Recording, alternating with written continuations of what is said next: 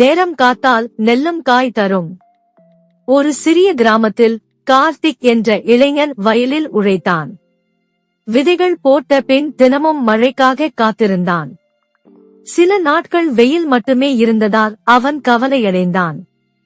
ஆனால் நம்பிக்கையை இழக்காமல் தினமும் வயலை பராமரித்தான். இறுதியில் கனமழை பெய்து வயல் பசுமையாக மிளிர்ந்தது. மாதங்கள் கழித்து நெல் பொன்னாக காய்ந்து அறுவடைக்கு தயாரானது. பொறுமையுடன் காத்த கார்த்திக் நல்ல பயிரை அறுவடை செய்தான். பொறுமை கைவிடாமல் இருந்தால் நல்ல பலன் கிடைக்கும்.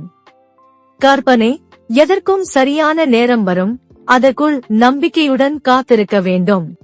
முருகப்பெருமானை நம்பினால். சேனலை லைக் செய்யவும், உங்கள் எண்ணங்களை கமெண்ட் செய்யவும், வீடியோவை பகிரவும் மற்றும் சேனலுக்கு குழு சேரவும்.